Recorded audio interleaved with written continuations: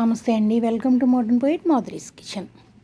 ఈరోజు దొండకాయలతో రెగ్యులర్గా చేసుకునే కూర కంట కాస్త డిఫరెంట్గా ఎలా చేసుకుని చూడండి, చాలా టేస్టీగా బాగుంటుంది. ముందుగా దానికి కావాల్సినవి మీరు తీసుకున్న క్వాంటిటీని బట్టి మీరు కారం, ఉల్లిపాయలు అవన్నీ కూడా రెడీ చేసుకోవాలి. ఇప్పుడు ఒక్కొక్కటిగా చూసేద్దాం. మనం ఒక 1/2 కిలో దొండకాయలు అనుకోండి, సుమారుగా దాన్ని సన్నగా శుభ్రంగా కడిగి సన్నగా చిన్న చిన్న ముక్కలు కట్ చేసి పక్కన పెట్టుకోండి.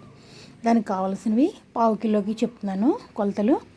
1 స్పూన్ జీలకర్ర, 1/2 స్పూన్ జీలకర్ర, 2 ఎండుమిరపకాయలు, గుప్పెడు వెల్లుల్లి, కొద్దిగా కరివేపాకు, ఒక స్పూన్ పల్లీలు దోరగా వేయించి తీసి పక్కన పెట్టేసుకోవాలి. అదే కడాయిలో ఒక 3 స్పూన్ల ఆయిల్ వేసుకుని రుచికి కారానికి సరిపడా పచ్చిమిరపకాయలు 3, ఎండుమిరపకాయలు, కరివేపాకు పోపు తాలింపు వేసుకుని అది వేగిన తర్వాత సన్నగా తరిగి పక్కన పెట్టుకున్న ఉల్లిపాయ, అంటే అది కూడా ఒక 2 స్పూన్స్ తరుగు సరిపోతుంది.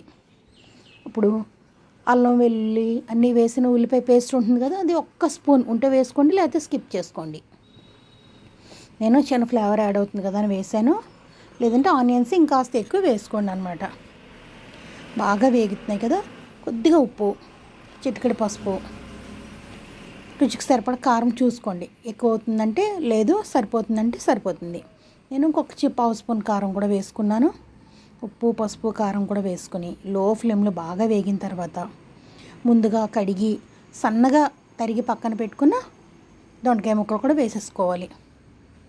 ఇవి నిలువుగా చీలుకుంటే బాగుంటాయి అన్నమాట. దీనికి రౌండ్గా కట్ చేసే కంటే ఈ కటింగ్ బాగుంటుంది దొండకాయ కర్రీకి.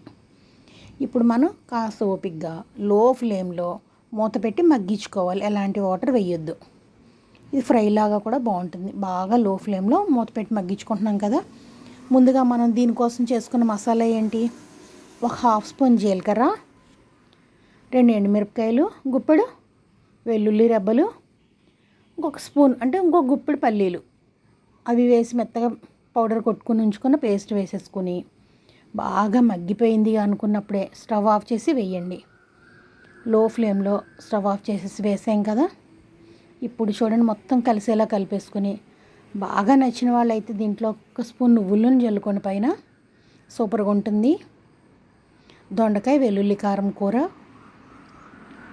ఇదే కూరని ఉల్లిపాయ లేకోకుండా చేసుకోవచ్చు. ఎలా అంటారా, వెల్లుల్లి వేయొద్దు, వెల్లుల్లి ప్లేస్లో కాసిన జీడిపప్పులు కూడా వేసుకుని చేసుకోండి.